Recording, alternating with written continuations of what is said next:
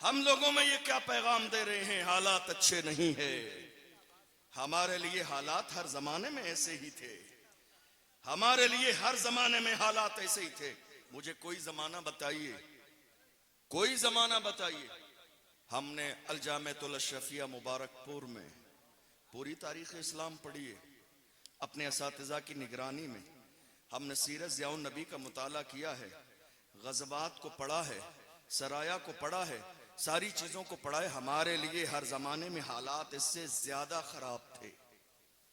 हम आज अपने पेट से पत्थर नहीं बांधते हैं, सहाबा ने पत्थर बांधे हैं, मेरे आका ने पत्थर बांधे हैं। हमारे रास्ते में कांटे नहीं बिछाए जा रहे हैं, मेरे आका के रास्ते में कांटे बिछाए गए। आज हमें उस अंदाज में गाली नहीं दी जा रही है, मेरे आका को जिस अंदाज में गाली दी गई। तो हालात उस जमाने में ज्यादा खराब थे, आज हालात हमारे लिए उतने खराब नहीं है। इसलिए ये जो खौफ जवानों के सीने में पैदा किया जा रहा है, आज होता क्या है? थोड़े से जमाने पहले की बात है, जब हुजूर की शान में गुस्ताखी की गई, कौम के जवान बेदार हो गए और उसके बाद वो अपने बड़ों के पास गए और कहा, साहब हम कानून के दायरे में रहते हुए नामूस रिसालत के मसले पर खड़े होना चाहते हैं। कानून के दायरे में रहते हुए, मैं एक लफ्ज का बार बार इशारा करूंगा, कानून के दायरे में, इसलिए कि मुल्क के कानून को जितना कौम मुस्लिम फॉलो करती है, शायद दूसरे लोग इतना फॉलो नहीं करते हैं। ये हमारी पहचान है, ये हमारा सीना है, ये हमारा जिगर है, इसलिए फॉलो करते हैं कि हमारे आबा व अजदाद ने इस मुल्क की आजादी के लिए सर से कफन बांधा है, तब जाके मुल्क में लोग चैन की नींद सोते हैं। हम इसीलिए कहते हैं, जब बड़ा वक्त चमन पे तो लहू हमने दिया, आज कहते हो कि गुलशन में तेरा काम नहीं। हम भी तामीर वतन में हैं, बराबर के शरीक, दरो दीवार अगर तुम हो तो बुनियाद है हम। हिंद को नाज है जिस पर वो निशानी हम है, ताज और लाल किले के यहाँ बानी हम हैं। न घबराओ मुसलमानों, खुदा की शान बाकी है, अभी इस्लाम जिंदा है, अभी कुरान बाकी है। ये दुश्मन क्या समझते हैं जो अपने दिल में हंसते हैं, अभी तो करबला का आखिरी मैदान बाकी। नारे तकबीर, नारे रिसालत, फैज़ाने गरीब नवाज, फैज़ाने गौसे आजम, फैज़ाने हुजूर फजले रहमान, उलमाए अहले सुन्नत, मसलके आला हजरत। जवान खड़े हुए मुल्क के कानून के दायरे में, अपने बुजुर्गों के पास गए और कहा, हजरत खड़े होना चाहते हैं नामूस रिसालत के मसले पर। हुआ क्या, बहुत सारे इलाकों में जिम्मेदारान ने जवानों को डरा दिया और कहा, नहीं बेटा हालात अच्छे नहीं हैं अभी। ये हुआ या नहीं हुआ? बताइए, हुआ या नहीं हुआ? डर किसका है आपको बोलिए खुलकर, हुआ या नहीं हुआ? ये डराया गया नहीं, हालात अच्छे नहीं है, जवानों के हौसले पस्त कर दिए गए। आज हमारे यहां सबसे बड़ा मसला यही तो है, खड़े होने के लिए, जरा से किसी काम के लिए हमारे यहां सबसे बड़ा मसला। हाँ भाई, कायद साहब कौन बनेंगे, सदर साहब कौन बनेंगे, किसके नाम का नारा लगेगा, पोस्टर में किसका नाम आएगा, किसकी दस्तारबंदी होगी, गुलपोशी किसकी होगी, कौन से कमेटी के शख्स का, रुकन का नाम नहीं आया। बड़ी बड़ी तंजीमें आज इसलिए फेल हो जाती हैं। मैं कहता हूं, नाम के चक्कर में मत पड़ो, काम करो, नाम तो हो ही जाएगा। काम करो, काम नाम तो हो ही जाएगा। अरे बहुत ज्यादा जमाने पहले की बात नहीं है, थोड़े से जमाने पहले की बात है।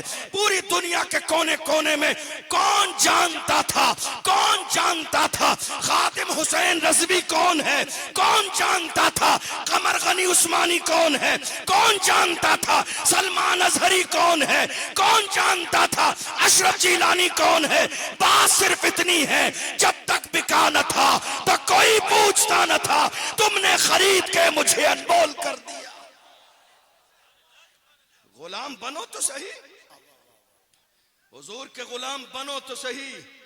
ये मत सोचिए हालात कैसे हैं। हमारे जवानों को बिठा दिया किसने? बुजुर्गों ने, बड़ों ने, जिम्मेदारान ने कहा, नहीं साहब हालात अच्छे नहीं है, नाम आ जाएगा। नाम आ जाने से इतना डर? मैं तो सिर्फ इतना कहता हूं जवानों, नाम सिर्फ यहीं के रजिस्टर में नहीं आएगा, मदीने वाले की फहरिस्त में भी नाम आएगा। अकीदा रखो, यकीन रखो, नाम सिर्फ यही नहीं आएगा, इसी रजिस्टर में नहीं आएगा। और हुजूर के लिए, अगर हुजूर के लिए खड़े हैं तो नाम मुस्तफा की लिस्ट में भी आएगा। और मुस्तफा की लिस्ट में नाम आ जाए तो इससे बड़ी बात और क्या हो सकती है।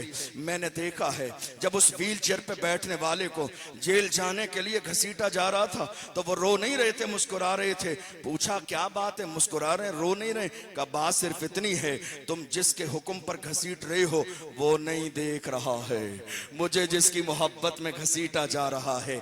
मेरा ईमान है गुंबदे खजरा से मेरा नबी मुझे देख रहा है। इमाम अहले सुन्नत ने फरमाया पुल से उतारो राह गुजर को खबर न हो, जिब्रील पर बिछाएं तब पर को खबर न हो। कांटा मेरे जिगर से गमे रोजगार का यूं खींच लीजिए कि जिगर को खबर न हो। फरियाद उम्मती जो करे हाल जार में, मुमकिन नहीं कि खैरे बशर को खबर न हो। क्या ये मुमकिन है कि हुजूर की मोहब्बत में गुलाम कदम उठाए और मुस्तफा जाने रहमत को खबर ना हो? ये मत सोचिए मेरा नाम आ जाएगा।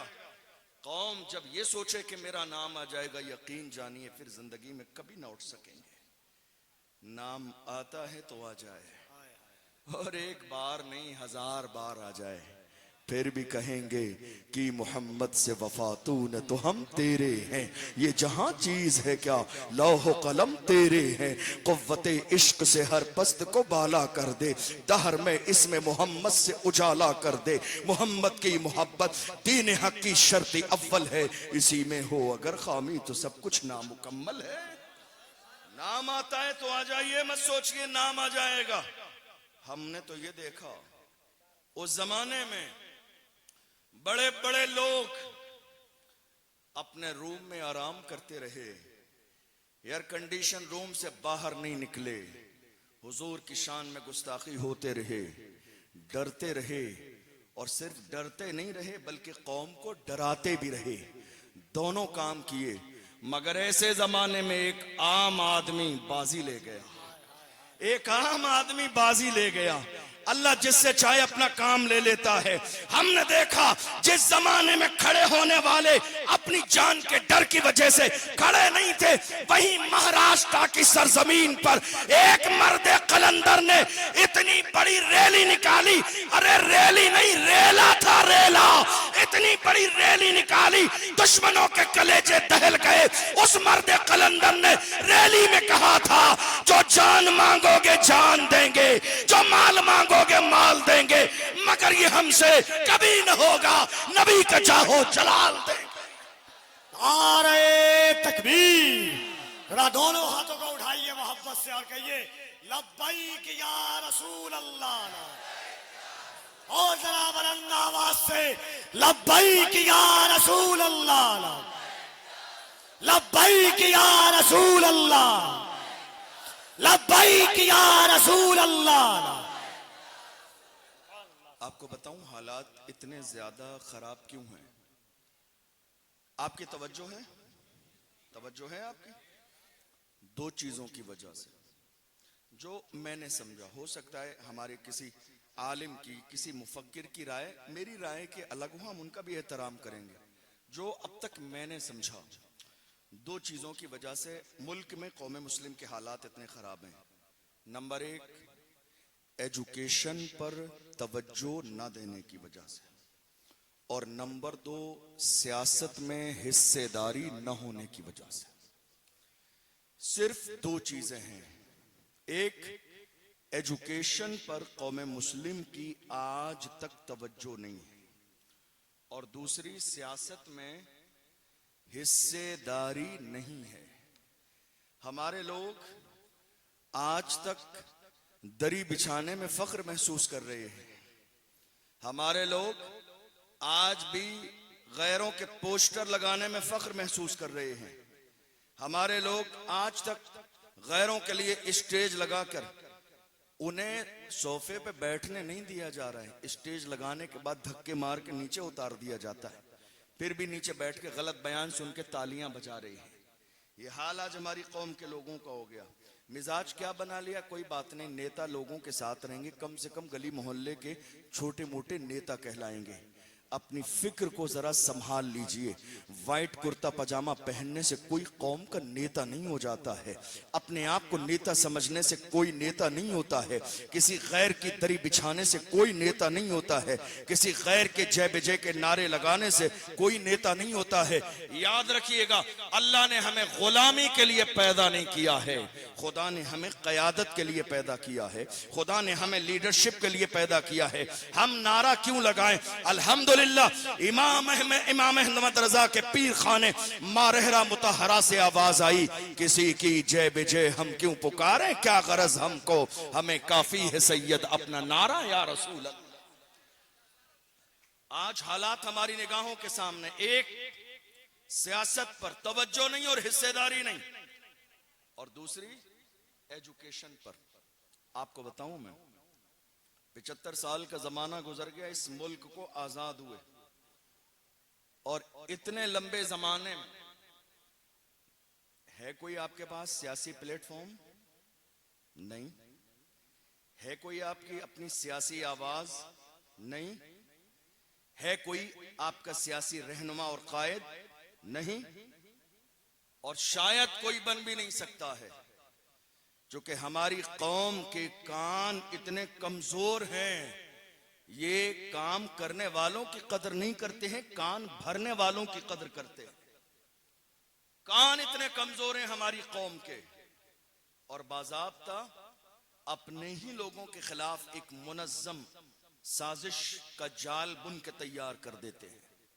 हालत यह है, मुल्क आजाद हुआ, एक सियासी पार्टी थी इस मुल्क में, सबने उसी का दामन थाम लिया, लेकिन थोड़े से जमाने के बाद लोगों को यह बात समझ में आ गई, हिस्सेदारी क्या है और ताबेदारी क्या है, हिस्सेदारी क्या है और गुलामी क्या है। लोग अलग होते गए, सियासी पार्टियां बनती गईं। तन्हा मुसलमान 75 सालों में आज तक इस इंतजार में है कि साहब हमें वफादारी का सर्टिफिकेट मिल जाए, लेकिन ना मिला है आज तक और ना मिलेगा कयामत तक। याद रखिएगा, आप अपने जहन को जरा सा कुशादा कीजिए, हालात का जायजा लीजिए। आज अगर इस मुल्क में एक कुत्ता मर जाए तो बाज़ाब्ता न्यूज उसकी भी अखबार में आ जाती है। अगर आज जरा सी बात हो जाए तो हमारे लोग, हमारे नेता आज के जमाने में अपने बाज़ाब्ता ट्विटर अकाउंट पर अफसोस जाहिर कर देते हैं। जरा सीने पे हाथ रख के मुझे बताइए, हुजूर की शान में गुस्ताखी होती रही, है कोई नेता बोलने वाला दो जुमले? किसी ने अपने सोशल अकाउंट पर दो जुमले कहे हों, किसी ने ट्विटर अकाउंट पर अफसोस के दो जुमले कहे हों, हुजूर की शान में गुस्ताखी हो गई, कोई एक जुमले बोलने वाला नहीं। और ये हादसा एक बार नहीं हुआ, 2-4 साल के जमाने में कई बार जगह जगह मेरे आका की शान में गुस्ताखी हुई। मुझे बताइए, जिसे आपने अपना लीडर कहा, जिसे आपने वोट दिया, जिसे आपने अपना नेता कहा, क्या हुजूर की शान में गुस्ताखी के बाद वो आपके साथ खड़े हुए? नहीं, एक शख्स भी आपको ऐसा नजर नहीं आएगा इस मुल्क की सरजमीन पर। क्या आज भी वक्त नहीं आया हमें सोचने के लिए? क्या सियासी तौर पर हमें सोचना क्या है? हमारी अजान की बात आई, कोई बोलने के लिए आगे नहीं आया। मस्जिद की बात आई, कोई नहीं आया। कितनी मस्जिदों पे बिल्डोजर चला दिए गए, कोई एक जुमला बोलने वाला नहीं। मुल्क में कितने मदरसों पे ताले लगा दिए गए, कोई बोलने वाला नहीं। कितने इलाकों में लाउड स्पीकर उतार दिए गए मस्जिदों से, कोई बोलने वाला नहीं। कितने जलसे और जुलूस की परमिशन लास्ट मोमेंट पर कैंसिल हो गई, कोई एक जुमला बोलने वाला नहीं। कितने जवान जेल में डाल दिए गए, जुल्मन कैद कर दिए गए, कोई एक जुमला बोलने वाला नहीं। फिर भी आज कौम मुस्लिम ये समझने के लिए तैयार नहीं है कि सियासी तौर पर हमारी जिम्मेदारी क्या है। सियासी तौर पर हमें जागना होगा, सियासी तौर पर हमें अपनी क़यादत को मजबूत करना होगा, सियासी तौर पर हमें गुलामी की नहीं आजादी की जरूरत है। हम तो ये देख रहे हैं कि इस मुल्क में कौम मुस्लिम के लिए बोलने वाला सिर्फ एक ही है, एक ही है, एक ही बोलने वाला है। बात अजान की हो, बोलने वाला एक ही है। बात नमाज की हो, बोलने वाला एक ही है। बात सलमान अजहरी की हो, बोलने वाला एक ही है। बात तबरेज अंसारी की हो, बोलने वाला एक ही है। बात पहलू खान की हो, बोलने वाला एक ही है। बात सीए और एनआरसी की हो, बोलने वाला एक ही है। बात वक्फ बिल की हो, बोलने वाला एक ही है। वो एक ही मर्द कलंदर जिसने पार्लियामेंट में बिल फाड़ दिया, वो मर्द कलंदर जिसके सर पे नक्शे नाले ने मुस्तफा की टोपी मौजूद है। मैं समझ गया जो मुस्तफा का वफादार होता है वो कौम का गद्दार कभी नहीं हो सकता। जरूरत इस बात की है कि मेरी कौम की आंखें खुल जानी चाहिए। जरूरत इस बात की है कि मेरी कौम समझे आज मौजूदा दौर के हालात क्या हैं। हमने सियासत को बिल्कुल नाजायज और हराम समझा है। यही वजह है कि आज हमारे जलसों के, पूरे हिंदुस्तान के जलसे के पोस्टर देख लीजिए, उसके नीचे लिखा होगा नोट करके, हमारे जलसे को सियासत से कोई लेना देना नहीं है। हमें सियासत से कोई लेना देना नहीं है। आपने सियासत के मैदान में अपनी कुर्सी खुद ही छोड़ दी, खुद ही आपने कह दिया हमें सियासत से कोई लेना देना नहीं है। याद रखिएगा, जो लोग कहते हैं ना हम सियासत नहीं करेंगे, वो याद रखें उनके साथ सियासत कर दी जाएगी। सियासत आप नहीं करेंगे, आपके साथ कर दी जाएगी। हमने तो हमारी कौम की बुज़दिली यहां तक देख ली। 2-3 साल के जमाने में बेशुमार उलमाए इकराम मस्जिदों से बाहर निकाल दिए गए, बेशुमार उलमाए इकराम को मदरसों से बाहर निकाल दिया गया। खास तौर पर इमामों को इमामत छोड़नी पड़ी, कमेटी ने निकाल दिया। वजह क्या थी? वजह सिर्फ इतनी थी कि उन्होंने जुमे के खिताब में नामूस रिसालत की बात की। मस्जिद की कमेटी ने आके कहा, हजरत आप यहां इस तरह की तकरीर करते, हमें आगे जवाब देना पड़ता है। उन्होंने व्हील चेयर पर बैठने वाले का नाम अपनी तकरीर में ले दिया जुमे में। कमेटी ने आके कहा, हजरत बस आप अपना हिसाब कर लीजिए। हालात ऐसे रहे, कौम की बेदारी की बात की। आके कमेटी ने कहा, हजरत जुमे के बाद हिसाब कर लीजिए, हालात अच्छे नहीं है, हमें आगे हिसाब देना पड़ता है। मैं तो ऐसी कमेटी वालों से बड़ी मोहब्बत से हाथ जोड़ के कहता हूं, तुम्हारे बस का नहीं है, छोड़ दो। ये नामर्दों की जगह नहीं है, ये बुज़दिलों की जगह नहीं है, छोड़ दो, तुम्हारे बस का नहीं है। ये मनसब, सदारत और क़यादत और जो है सेक्रेटरी और खजांची, छोड़ दो, तुम्हारे बस का नहीं है। किसी सलाहुद्दीन अय्यूबी के गुलाम के हवाले कर दो, किसी सलाहुद्दीन अय्यूबी के गुलाम के हवाले कर दो। और याद रखो, ये कोई फर्जो वाजिब नहीं है। जब तक तुम्हारी सांस चलती रहेगी, तुम सदर रहोगे, सेक्रेटरी रहोगे, खजांची रहोगे, कोई फर्जो वाजिब नहीं है। अरे कुर्सी है तुम्हारी, ये जनाजा तो नहीं है, कुछ कर नहीं सकते तो उतर क्यों नहीं जाते? कुर्सी है तुम्हारी, ये जनाजा तो नहीं है, कुछ कर नहीं सकते तो उतर क्यों नहीं जाते? उसके हवाले कर दो। अल्लाह ने जिसके सीने को सलाहुद्दीन अय्यूबी की तरह जरूरत दी। आज हालात क्या हैं?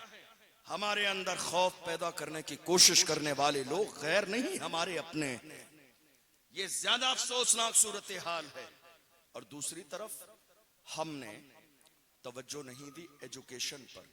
मैं ये बात बारहा कहता हूँ, आज फिर आपसे कहता हूँ। तकरीबन मेरा ख्याल है 2.25 साल के करीब का जमाना गुजर गया। 2.25 साल पहले महाराष्ट्र की सरजमीन पर एक हादसा हुआ था, पूरे मुल्क को मालूम है, आपके जहन में भी है। हमारी एक बहन को, मुस्कान को कॉलेज से बाहर निकाल दिया गया। याद है आपको? किस किस को याद है? जरा हाथ उठाइए। सबको याद है, अल्हम्दुलिल्लाह। हमारी बहन कॉलेज से बाहर निकाला। वजह क्या थी? वजह क्या थी? कहा हिजाब अगर लगाना है तो यहां पढ़ने नहीं दिया जाएगा। मैं तो सलाम पेश करता हूं उसके वालिदैन को जिन्होंने तरबियत ऐसी की। मुस्कान ने कहा एग्जाम छोड़ना गवारा है, हिजाब छोड़ना गवारा नहीं। तालीम छोड़ना गवारा है, हिजाब छोड़ना गवारा नहीं है। उस वक्त हमारी कौम का सर शर्मिंदगी से झुका हुआ था। क्यों? क्योंकि बदल पेश करने के लिए हमारे पास कोई चीज नहीं थी जो हम ऐलान करके कहते उत्तर प्रदेश की सरजमीन से कि मुस्कान, अगर महाराष्ट्र में पर्दे का इंतजाम नहीं तो हमारे यहाँ कॉलेज है। हमारे पास ऐसा इंतजाम नहीं था। पूरे मुल्क में हमने नारा लगाया, 1 साल बाद में गुजरेगी, मुल्क के कोने कोने पे हम बेटियों के लिए बाज़ाब्ता स्कूल और हॉस्टल बना देंगे। आज 2.25 साल का जमाना गुजर गया, बना कोई स्कूल? नहीं। कोई कॉलेज बना? नहीं। कोई हॉस्टल बना लड़कियों के लिए? नहीं। कहीं मुस्कान के लिए कोई इंतजाम हुआ? नहीं। बात यही तो है कि हम सिर्फ नारे लगा रहे हैं। हालात बदलने के लिए प्रैक्टिकल मैदान में उतरना जरूरी होता है। सलाहुद्दीन अय्यूबी ने सिर्फ नारे नहीं लगाए, वो जाके मस्जिद अक्सा के सामने खड़े हो गए थे। अर्तुगरुल गाजी ने सिर्फ जिंदाबाद के नारे नहीं लगाए, छोटा सा लश्कर लेके चले थे। जमाना कहता था अर्तुगरुल गाजी तादाद कम है, दुश्मन ज्यादा है, तो वो मर्द कलंदर नारा लगाता था, हमारा भरोसा तीरों तलवार पर नहीं है, हमारा भरोसा है तो खुदा की जात पर है, हमारा भरोसा है तो परवरदिगार की रहमत पर है। दुनिया ने पुकार के कहा था मैं अकेला ही चला था जानिबे मंजिल, मगर लोग मिलते गए और कारवां बनता गया। आज हमारी जिम्मेदारी क्या है? हम सिर्फ नारे लगाते रहे? नहीं मेरे अजीजों, नारे भी लगाइए लेकिन प्रैक्टिकल काम करने की प्लानिंग कीजिए। हालात कभी नहीं बदलेंगे। और दूसरी बात बताऊं, जब इलेक्शन का जमाना आता है, दुनिया की सारी कौमें, तवज्जो है आपकी, परेशान तो नहीं हो रहे हैं आप? मेरी बात समझ आ रही है आपको? दुनिया की सारी कौमें आज के जमाने में जब इलेक्शन का जमाना आता है तो उनकी पूरी एक फाइल तैयार होती है। बहुत संजीदगी से सुनिए, पूरी एक फाइल तैयार होती है उनके मुतालबात कि साहब उन्हें अपने नेता से क्या क्या चाहिए, जिसके बदले में पूरी कौम एक जगह वोट देगी। अफसोस इलेक्शन की रात तक कौम मुस्लिम में यह फिक्स नहीं होता है कि मुसलमान किधर जा रहे हैं। आखिरी रात तक हमारे यहां यह तय नहीं होता है।